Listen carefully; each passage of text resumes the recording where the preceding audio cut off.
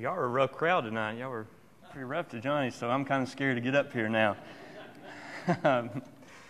Well, it's been a year, so unfortunately, here we go again. But I figure I'll go ahead and get mine out of the way, and then others can follow suit. But tonight, we're going to talk about younger respect the older, and the older teach the younger. And when I was picking out my topics for these for the lessons, and Chris gave us a copy of all of the topics that we could teach from, this one caught my eye. And the reason it caught my eye is because it pretty much covers everybody.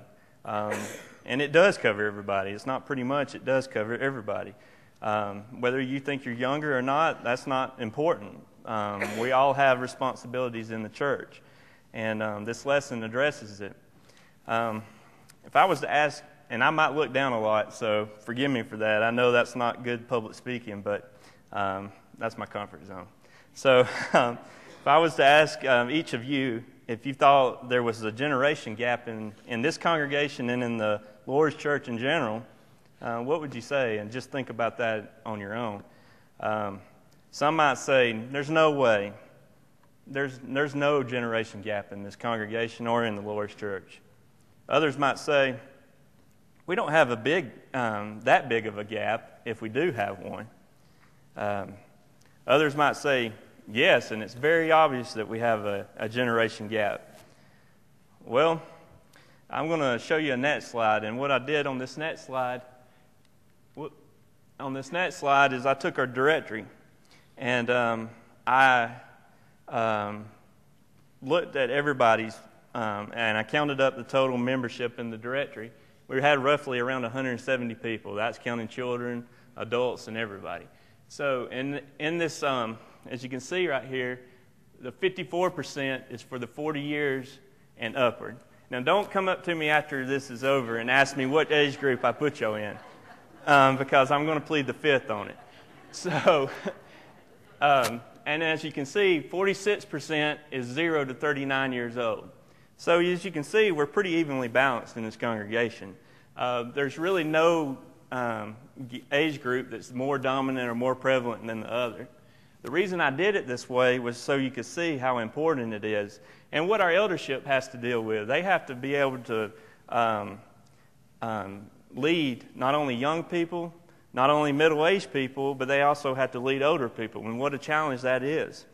And I wanted us to be aware of what kind of congregation we were and what dynamics we are when you break it down that way. And as you can see further as we continue to go on, by looking at this, there is a generation gap, and we need to realize that we all have responsibilities to fill that generation gap. As you can see in this next slide, there's a bridge, and on each side of the bridge is basically a bridge connects two things. And I think there's no better way to bridge the generation gap than the Bible. The Bible covers everything we need to know in life. It covers, it even covers how to deal with young people if you're older, and young people how to deal with older people. So if I was to also, now let's think about it. Tonight we're going to talk about two areas. We're going to talk about the young's responsibility in showing respect to the older, and the older's responsibility to teach the younger. If I was supposed to ask, suppose I asked the older people in this congregation what their view of the younger people are, they probably might say, well, they're wild, they're sloppy, they're disrespectful, they're lazy, they're immature, they're selfish, they're spoiled. And some might say they're well-behaved. Not all young people are described this way. Some might say we have very mature kids here at our congregation. Well, let's put it on the other foot. What if I was went up to the younger kids and said, what's your view of the older people in this congregation? Some might say, well, they're stubborn. Some might say they're boring. Some might say they're cranky. Some might say, well, they're set in their ways. And some might just say they're out of touch with the young people. So my point of this lesson is, what do we do to make this congregation better and to bring it forward and to help the young people and then younger people to help show proper respect to the older? Well, I say that the only way we can do that is by opening up the Bible tonight. The only real answer and the only right answer is to go into the Bible. As you can see in these pictures, we all have to live together. And basically, we are a family here. We're a church family. And just as these pictures show, everybody has to cohabitate with each other. And there's unique challenges in that. And each challenge, each one of us has to face that. And it's a personal responsibility. It's a God-given responsibility that we're all supposed to address and manage on our own.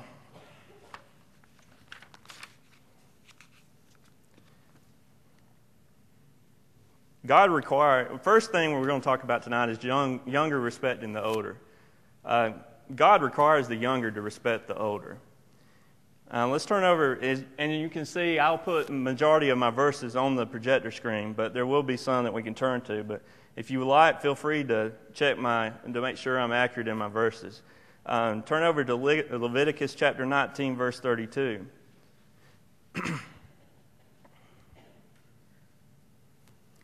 And the Bible reads, "Thou shalt rise up before the hoary head." And hoary, I'll be honest with you, I didn't know what it was. And Rachel was like, "What is that?" And I was like, well, I looked it up, and it's just gray-headed. So people who are dyeing their heads, I don't know. The Bible talks about it being a great thing, so maybe you want to rethink it. I don't know. But it says, I'm talking to everybody. I'm not going to know. As I said, I plead the fifth on anything tonight that. But the Bible says, "Thou shalt rise up before the hoary head and honor the face of the old man and fear thy God. I am the Lord."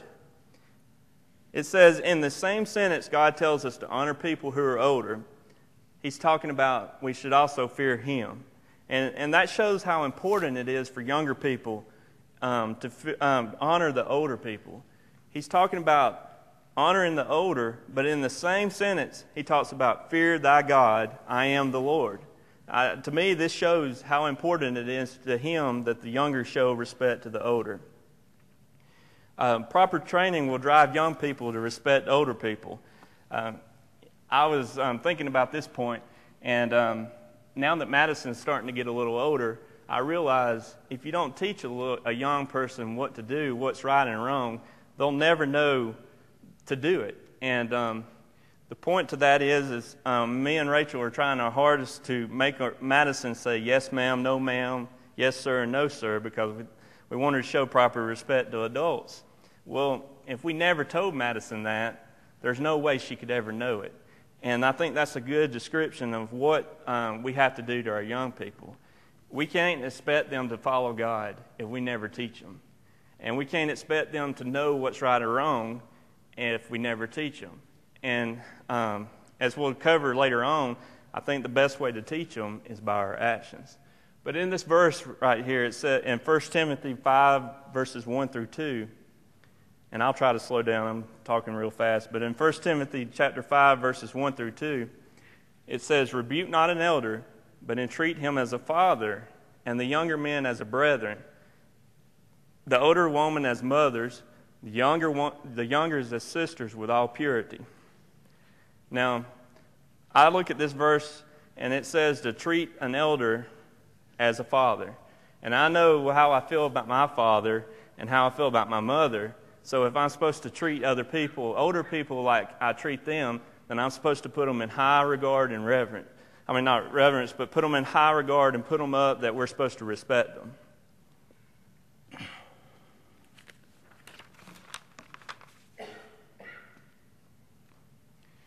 As we can see here, the older deserve respect because of age and experience. You don't get old because you're by luck. You learn from your mistakes, and you learn and you address your mistakes. In Proverbs chapter 16 and verse 31, again it says, "The hoary head is a crown of glory, if it be found in the way of righteousness."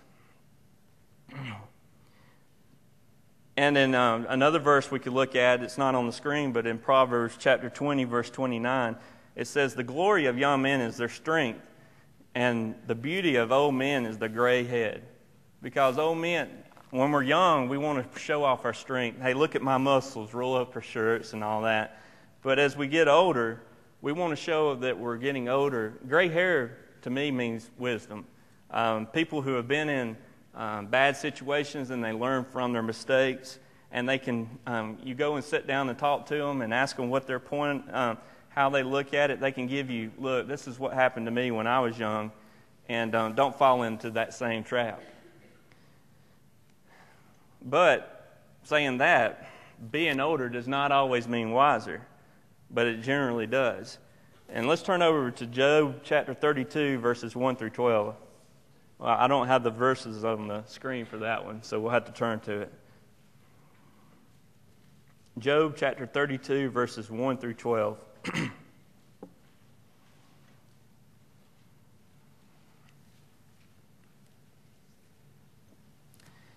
going to start in verse 1. "So these three men ceased to answer Job, because he was righteous in his own eyes. Then was kindled the wrath of Elihu, the son of Barachel, the Buzite, of the kindred of Ram. Against Job was the wrath kindled, because he justified himself rather than God. Also against his three friends was his wrath kindled, because they have found no answer, and yet had condemned Job. Now Elihu had waited till Job had spoken, because they were elder than he. When Elihu saw that there was no answer in the mouth of these three men, then his wrath was kindled. And Elihu, the son of Barachel, the Buzite, answered and said, I am young, and you are very old. Wherefore I was afraid, and durst not show you mine own opinion. I said, days should speak, and multitude of years should teach wisdom. But there is a spirit in man, and the inspiration of the Almighty giveth them understanding. Great men are not always wise, neither do the aged understand judgment. Therefore I said, hearken to me, I will also show mine opinion. Behold, I waited for your words, I gave ear to your reasons, whilst you searched out what to say. Yea, I attended unto you, and behold, there was none of you that convinced Job, or that answered his words. So we can see here, Elihu was the younger, and he let the older men say what he let them speak first out of respect, because he thought, well, these men are older, so I'll let them speak. They'll help Job out. And when the words came out of their mouth, he realized real quick, maybe not. So, just because we're older sometimes doesn't mean always we're the wisest. Sometimes we might need to give ear to the younger person. I believe this shows that young people can contribute to the church today. Some people say that the young people are the church of tomorrow, and then some preachers will say they're not the church of tomorrow, they're part of the church today. But my question is, how do we make young people part of the church today? Sometimes we let them worship and do the Lord's Supper, participate in the Lord's Supper, or participate in giving a prayer. But sometimes I think that young people can contribute more than just that. There's some smart kids, and I'll just take my nephew Garrett. I wouldn't dare challenge his knowledge on anything, but there's kids in this congregation. Todd and Jake, they know a lot about computers, and the list goes on, and these kids can contribute in the church more than just saying prayers and participate in the Lord's Supper. Sometimes we need to challenge our youth.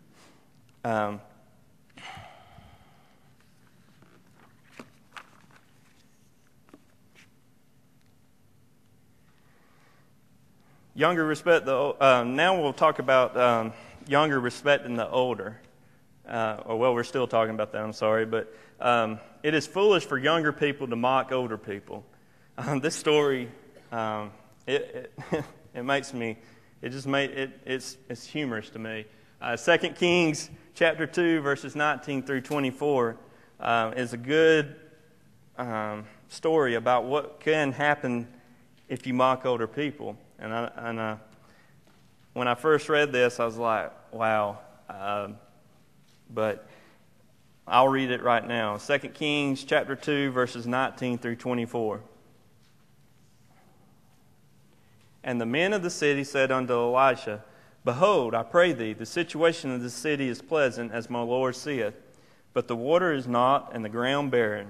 And he said, Bring me a new crust, and put salt therein. And they brought it to him. And when he went forth unto the springs of the waters, and cast the salt in there, and said, Thus saith the Lord, I have healed these waters, thou shalt not be from thence any more death or barren land. So the waters were healed unto this day, according to the saying of Elisha, which he spake. And he went up from thence unto Bethel. And as he was going up by the way, there came forth little children out of the city, and mocked him, and said unto him, Go up, thy bald head, go up, thy bald head. And he turned back, and looked on them, and cursed them in the name of the Lord. And there came forth 2 she-bears out of the wood, and tare 42 children of them. So this is a story right here. If you're younger in here, never mock anyone losing their hair. But no, seriously, never mock any older person at all, because older people should have our respect.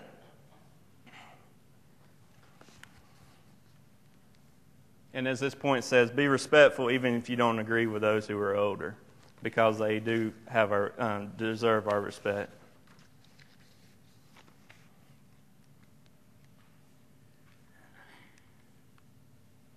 And we'll talk about 2 Kings chapter 12, verses 1 through 15. This is an example of what we talked about and how we should give counsel to the older people and go to the older people because they've been there and they've been through the situations.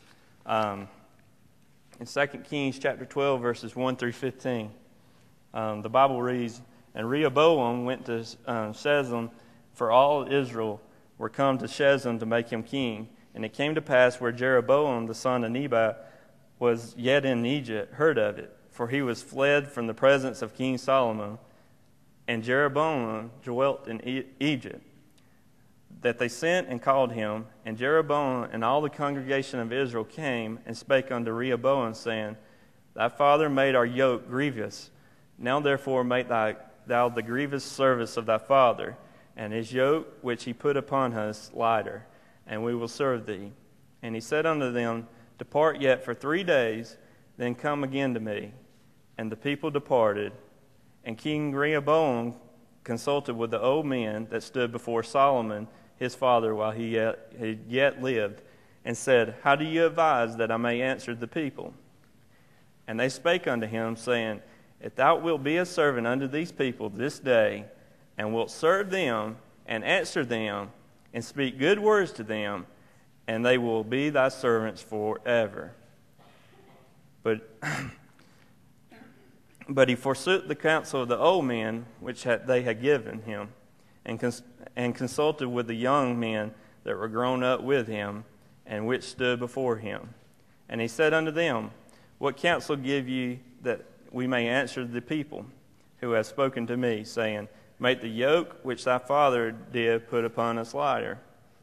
And the young men that were grown up with him spake unto him, saying, Thus shalt thou speak unto this people that spake unto thee, saying, Thy father made our yoke heavy, but make it thou it lighter unto us.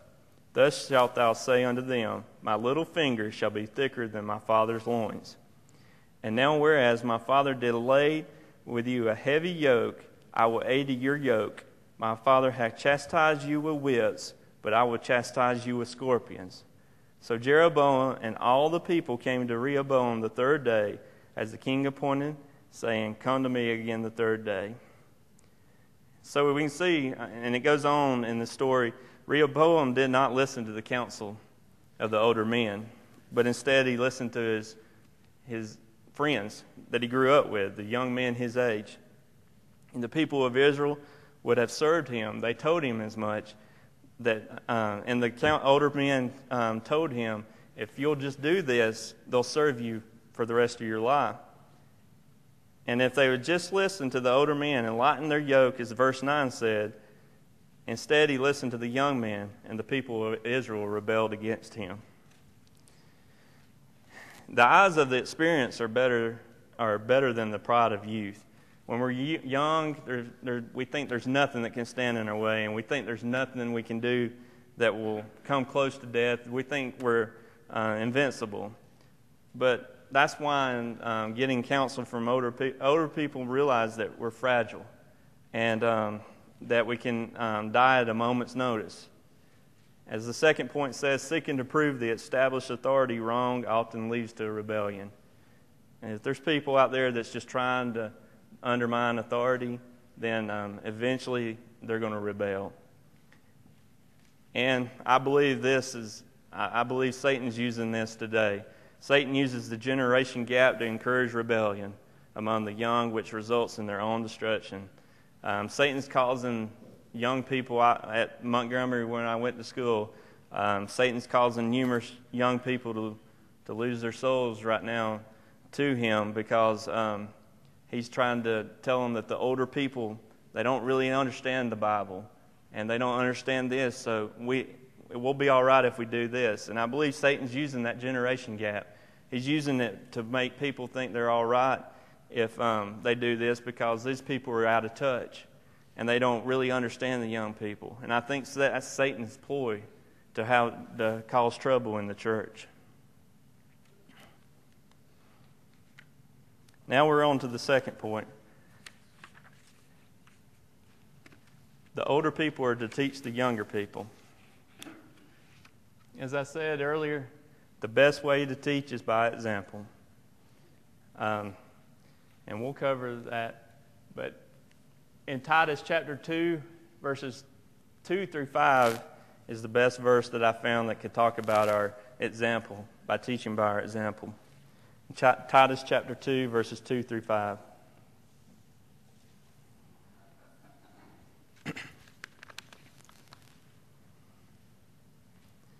The Bible reads, that the aged men be sober, grave, temperate, sound in faith, in charity, in patience. The aged women likewise, that they be in behavior as becometh holiness, not false accusers, not given to much wine, teachers of good things, that they may teach the young women to be sober, to love their husbands, to love their children, to be discreet, chaste, keepers at home, good, obedient to their own husbands, that the word of God be not blasphemed. As we see, older women and men are to manifest a behavior from which the younger ones can learn. If you don't believe younger kids are looking at you, they listen to many things. Madison, one day, Sidney was preaching, and he talked about stamping on your forehead. And Madison actually had a stamp in the pew. So she got the stamp and stamped her forehead. You might not think kids are paying attention to things, but they are. They're watching all of us. And that's how they're learning. We can teach them many things, but our actions are going to speak louder than our words.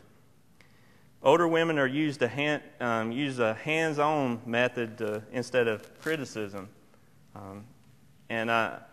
The best way to teach someone is to actually show them that you care by putting your hand around them and tell them that you love them and help them to know what's right. And this can go for men too. I said older women, but it's older women or men. Gossip is not the way to teach talking about people, talking about young people. The best way to teach them is to show them that you love them and call them to the side and bring them in and show them the right example. In the last verse, it said that if we don't do the things in the 3 verses above, we have blasphemed the Word of God. And that's powerful. And it shows how important our example is. Jesus showed us the perfect example for this. There's no man that showed us a better example. When you think about it, there's no man that's ever walked the face of the earth more important than Jesus. And when you go back and look at his ministry on earth, children were important to him. Younger people were very important to him. And he never thought that children were beneath him. He always took time to be with children, as the Bible tells us. So there's no better example. As older people, we should always show the younger children how important they are to us.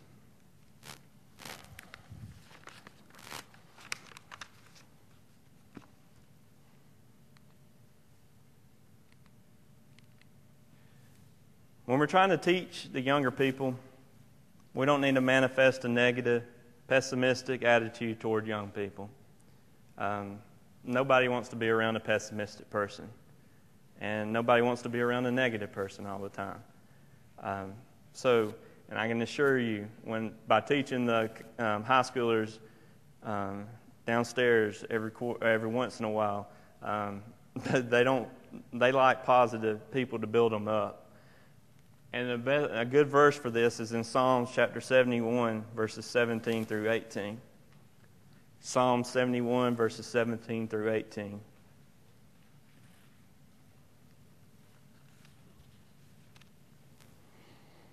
It reads, O God, thou hast taught me from my youth, and hitherto have I declared thy wondrous works. Now also when I am old and gray-headed, O God, forsake me not, until I have showed thy strength unto this generation, and thy power to everyone that is to come.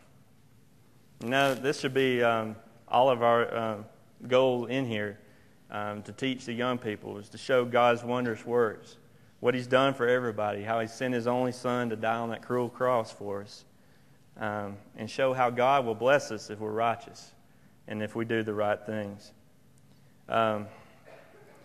And going back to the negative, pessimistic attitude, we don't need to utter the words, this generation is the worst ever, and all young people are lazy and they don't care anything about knowing the truth.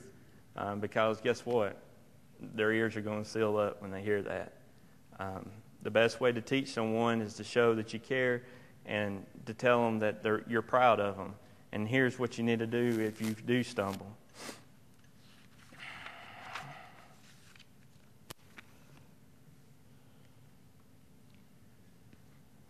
As this point says, older people need to remember their formative years. There's one thing we have in common with young people, and that was we were young at one point too. And that's important to remember, as the older we get in life, is to remember that the young people are where we were then. And if they make mistakes, we need to let them know, look, we all make mistakes. We made mistakes growing up. And as this next verse says in 1 Peter chapter 4, verses 3-4, excuse me, for the time past of our life may suffice us to have wrought the will of the Gentiles, when we walked in lasciviousness, lust, excess of wine, revelings, banquetings, and abominable idolatries, wherein they take it strange that you run not with them to the same excess of riot, speaking evil of you. It's talking about here, right here in this verse, it's talking about when we were younger, we did these things and it was wrong, but now we're older and we've stopped doing them. And my point to this is we need to help teach young people that we're not expecting them to be perfect, because we weren't perfect when we were young. And I think that would help keep a lot of young people in the church, if we display the attitude, we're not perfect and we don't expect you to be perfect.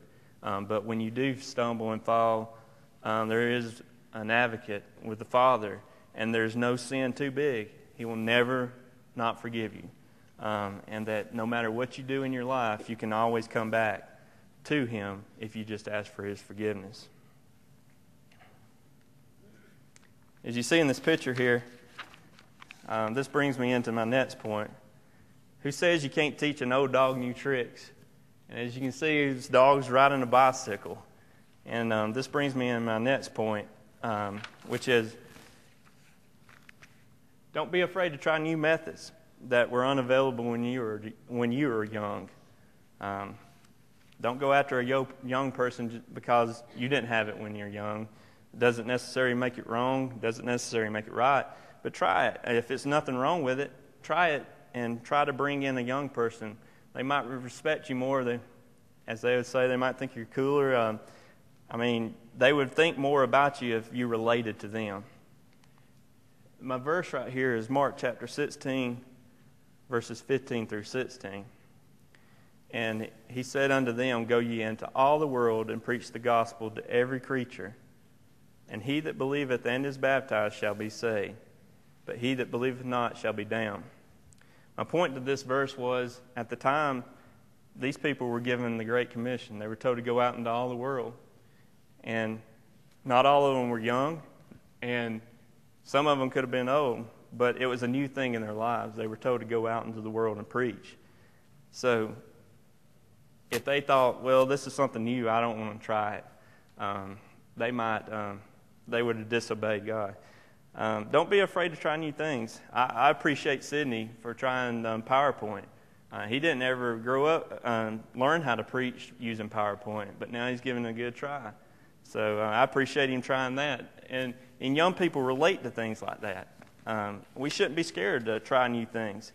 As you can see here, these are things that young people relate to right now. Some relate. If you ever talk to a young person, you should get them the text message in front of you. They can write in text messaging on their cell phone faster than I could write down on a piece of paper. And things like this help you relate to young people. Sometimes even if we don't like things young people enjoy, we should give it a try anyway. Some of the songs that they sing at camp, young people love singing.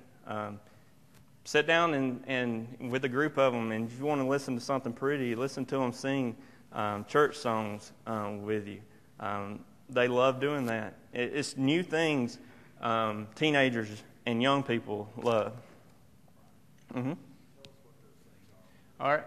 Well, this is for those that don't know, this is an iPhone. This is what everybody young wants is an iPhone. It's the new cell phone where it'll do anything, internet, everything. You can get your email to it and everything. This is an iPod. They put their music on the iPod and they listen to it. This is the Xbox. If you don't know what that is, talk to Garrett and Jake and Todd, and they'll be glad to explain that. This is a game system. They play games all the time, and this was representing my internet picture. But as you can see, all that is very important to them. And, the best way to have influence over a young person is to sit down with them and just hang out with them. The older I get, the more I realize I don't quite understand some of the stuff they do anymore, but it doesn't matter to them. When it comes down to it, they respect you for sitting down and trying to get to know them. Another way we can teach young people is teach by precept and everyday situations. Everything that comes up, we have a way to teach people. Things we might even not know that might be a teachable situation. It might come up, and we might be able to teach a lesson to a young person. And this goes back to the verse we read earlier, which is Titus chapter 2, and the chapter 1, verse 1 and following. But speak thou the things which become sound doctrine, that the aged men be sober, grave, temperate, sound in faith, and charity, and patience. The aged women likewise, that they be in behavior as becoming holiness, not false accusers, not given to much wine, teachers of good things. And verse 4 and following continues to talk about that. Again, as I can reiterate, the best way to teach is by our actions. In 2 Timothy chapter 1, verses 5 through 6, it talks about Timothy's faith and where he got his faith from. It was his faith. The important thing was it was Timothy's faith. But in verses 5 through 6, the Bible reads, "When I call to remembrance the unfeigned faith that is in thee, which dwelt first in thy grandmother Lois and thy mother Eunice, and I am persuaded that in thee also. Wherefore I put thee in remembrance that thou stir up the gift of God, which is in thee by the putting on of my hands." Timothy was taught. He was taught by his grandmother. He was taught by his mother. It was his own faith, but because of their strong faith, his faith was established. And we need to make sure that our faith is strong.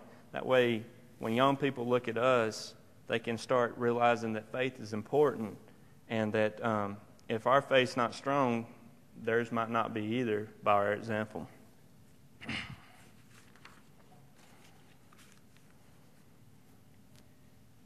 we should teach about the one true God. We should tell young people about the one true God. In Acts chapter 17, verses 24 through 26, Acts 17, verses 24 through 26, the Bible reads, God that made the whole world and all things therein, seeing that he is the Lord of heaven and earth, dwelleth not in temples made with hands, neither is worshipped with men's hands as though he needed anything, seeing he giveth to all life and breath and all things, and have made of one blood all nations of men for to dwell on the face of the earth, and hath determined the times before appointed and the bounds of their habitation. We need to let young people know there's only one God out there. People might tell you there is no God. People might tell you you can believe whatever God you want to. But we need to tell the young people that, look, there is only one God, and this is the God we should believe in. We need to teach about sin and salvation. In Romans chapter 6, verses 17 through 18, that's a good verse for this. Romans chapter 6, verses 17 through 18. But God be thanked that you were the servants of sin, but ye have obeyed from the heart that form of doctrine which was delivered you. Being then made free from sin, you become the servants of righteousness. So we need to tell them, look, if you're a servant to sin, if you're enslaved to sin. Sin is in charge of you if sin is in your life. But we need to tell them about the hope that's in each one of us. We need to tell them about the salvation that we have if we live faithfully. Sure, it's sometimes when you're young, we need to let them know that it gets hard and you think, is it really worth it? But we need to tell them what it's really worth about. We need to tell them about the salvation and the hope that's in each one of us. I like this last one. We need to teach about personal responsibility. In Galatians chapter 6, verses 7 through 8, the Bible reads, Be not deceived, God is not mocked. For whatsoever a man soweth, that shall he also reap. For he that soweth to his flesh shall of flesh reap corruption, but he that soweth to the Spirit shall of the Spirit reap life everlasting. We need to teach our young people that, look, when you say something, do it. And if you tell somebody you'll do it, do it. Excuse me. Young people will see real quickly through our actions what we really believe in. And if we say that we believe in these three things and we try to teach them about it, but our lives are contrary to that, they'll see quick. Young people don't have blinders on when they're looking at us. And in conclusion of my lesson tonight, despite all the differences that young people and older people have, we are obligated to one another. We're obligated to love one another. We're obligated to make sure each one of us are doing what we need to do to get to heaven. And let us not allow Satan to separate us based on cultural differences, but let us unite on the gospel. As I said earlier, there's only one way to bridge the gap of a generation gap, and that's through the Bible. And I'll leave you with this thought. Love can bridge the generation gap. It was God's love for us that allowed Jesus to bridge the gap between us and Him. And it's your love for each other that can help bridge the generation in the Lord's church. Will you stand in the gap and build that bridge? Thank you. Does anybody have any comments? Thank you.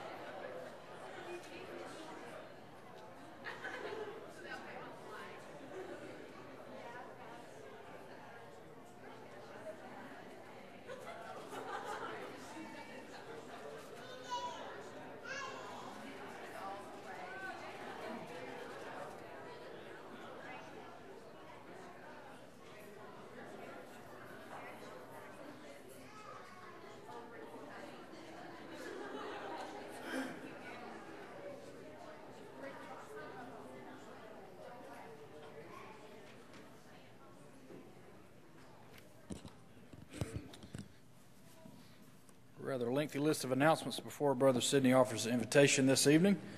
Start with those on our sick list. J.W. Gray will begin radiation treatment soon. Not doing very well at this time. He is in room 41 at Higgins Hospital. Christy Hall, Larry and Joan Cole's daughter, will be having surgery this Friday, September the 26th. Bobby Carroll, Janice Jones's brother, is awaiting test results from last week. Sister Shirley Smallwood will be having tests done on Friday. Sue Worley will be having surgery tomorrow at Lanier Park in Gainesville, Georgia. Mildred Gray remains at home of Betty Gray. Also, Lola Hill will be having eye surgery on Wednesday of next week. And John Glover, Ken's brother, has been diagnosed with cancer. So please remember all these folks in your prayers. If you haven't turned in your cans for Georgia Agape's Change for Children program, please bring them and leave them in the foyer so they can be returned. If you plan to go on the Stone Mountain trip Saturday, the van will be leaving at 2:45. Cost is $8 per vehicle if you choose to follow Johnny. There's also another entrance to the park that you do not have to go in. It's $15 per person, so it would be a good idea to follow the van there. Eating will commence around 5 o'clock. The laser show will begin at 8:30. Bring blankets and chairs to sit on for the laser show. Also things to do while you wait for festivities to begin, card games, footballs, etc. There will be a Lads to Leaders meeting in the Fellowship Hall, short Lads to Leaders meeting in the Fellowship Hall after services this evening. Also, if you'll please see Sean if you're willing to help with that program. Remember, you don't have to have kids to be involved in that. Also, there's an area-wide singing this Friday evening at Lithia Springs Congregation. That will begin at 7 o'clock. Tomorrow night's the last night to attend the gospel meeting in Cedartown that Cliff Goodwin is speaking at. That begins at 7:30. This Sunday, September 28th, is Friends and Family Day at the Tallapoosa Church. It will begin at 10 o'clock. CIA will meet Sunday at 4:30. There's a Golden Age banquet planning meeting Sunday following evening services. All youth are invited to attend the youth devotional at the Patterson's house Sunday evening following services. And lastly, there is a Ladies' Day scheduled in Bowden. However, we don't have any further details about that at this time.